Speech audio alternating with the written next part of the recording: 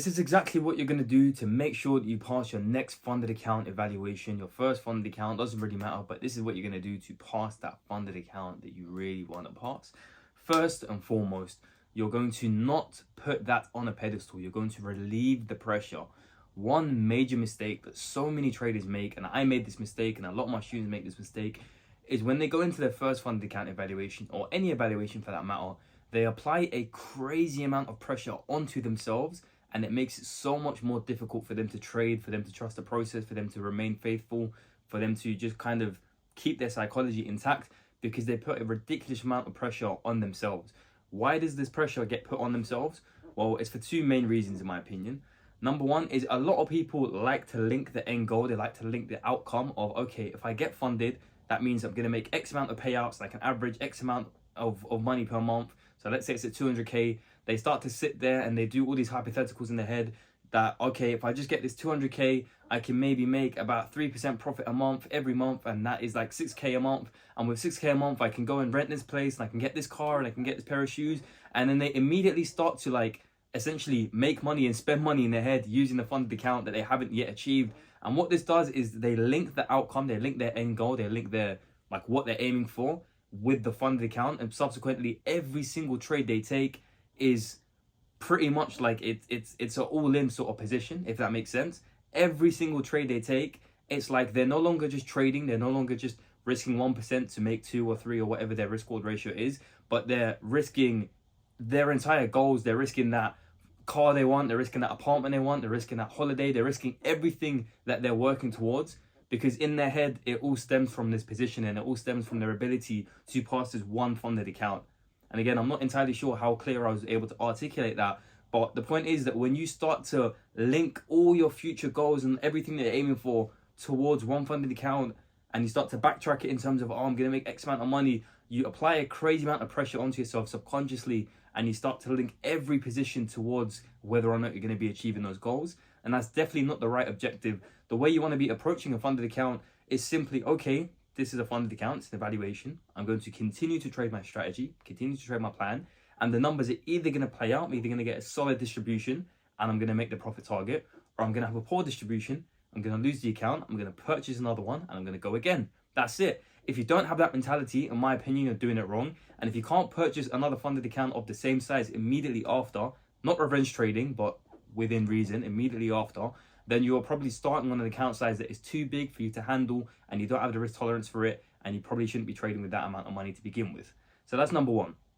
Now, the second reason that a lot of people put a ridiculous amount of pressure on themselves when it comes to this funded account evaluation stuff is that they link their entire ability to trade, they link their entire identity as a profitable trader on whether or not they can pass a single funded account evaluation. What you need to understand is that anyone can fail these evaluations. They're incredibly difficult, and they're designed in that manner for a reason. The whole prop firm space has been around for a while, and everyone knows the prop firm space is built off of unprofitable traders and built off of traders losing. So these challenges are literally designed to make you feel a certain type of way, and they're designed for you to fail it. So you shouldn't feel bad when you fail it. Granted, if you do something dumb, like you done something dumb in it, that's entirely on you. But what I'm saying is you can follow your strategy to a T.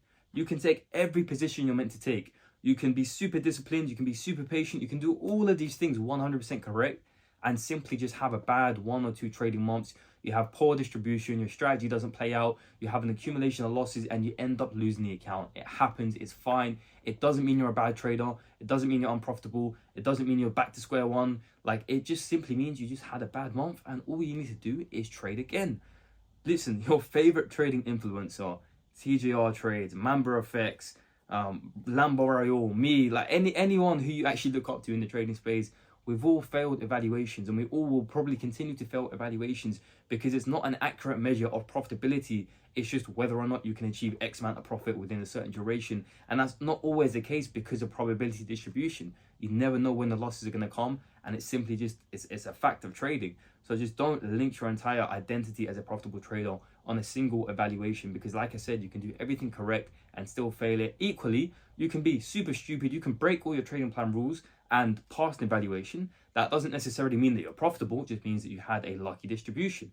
Again, you can't link your profitability and your identity as a good trader towards a single funded account, because it's going to be an inaccurate measure of your ability and your skill as an actual trader. The second thing that you're going to make sure you do in order to guarantee that you pass a funded account evaluation, and I use that word guarantee very lightly, I don't actually mean that, but you're going to take a smaller account size than the one that you can actually afford. So let's say that you're looking at 100k evaluation and you think 100k is a good size for you. What you're going to do is not take the 100k, you're actually going to opt in and take a 50k evaluation.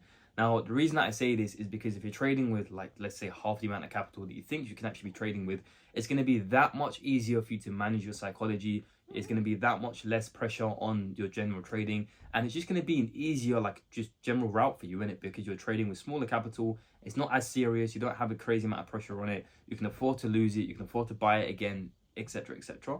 Now, I know if you're watching this, I guarantee 99% of you aren't going to take my advice, because you want the max possible account size and you want to be trading on as much capital as you can possibly handle. Now, I get it, but again, this links back to point number one, and that is that you're probably looking at from the standpoint that if I pass my evaluation, if I pass my funded, I want to make the most possible profit possible. I want to have the biggest gains possible, and like, you simply don't want to trust that, okay, I can take a small evaluation, I can pass it, make some payouts, take another one, pass it, make some payouts, and slowly compound it. You kind of just want to skip to the big numbers, because again, social media, you've seen all your favorite trading influencers make thousands or tens of thousands per day, and you want to kind of get up to that level quickly, and you don't want to be patient essentially and just start on a smaller amount. Actually build a skill set, build a long-term timeline where you can like compound that and get bigger.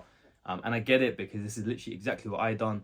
On my first couple of evaluations, instead of taking a small 20k or a 50k or a 10k, which is something I could have actually afforded, I put all my money into a 100k account, and then I traded it with a crazy amount of pressure. I linked my entire livelihood on whether or not I could pass the evaluation. I ended up failing it, didn't have money to buy another one, and I was back to square one for a couple of months of just trying to work and like get some money to get another evaluation, where I'd done it again and again. This is what kept me trapped in this cycle of unprofitability for so long, is I was being an idiot. I was genuinely being an idiot. And a lot of you guys really and truly are also being idiots, because you can't afford that account you're starting on, and you know you can't afford it, and you know you shouldn't be taking it, and you know it's putting a lot of pressure on your trading, and you know all of these things consciously and subconsciously furthermore, but you just choose not to listen to the advice because you think, no, it's going to be different, I'm going to pass it anyway, and when I do pass it, I just need to make a 1-2%, and then I got my money back, and then it's risk free. And then, like, I know all these thoughts you're having, I've had the same thoughts. So is every other unprofitable trader on the planet. We all think very similarly. I can promise you it doesn't work that way, and you're genuinely much better off slowing everything down. A lot of traders make the mistake of trying to be so quick in their progression in trading. They're trying to scale so quickly to the larger numbers, and that seeking of speed is actually what slows you down. And again, it's a bit of a mind fuck, innit?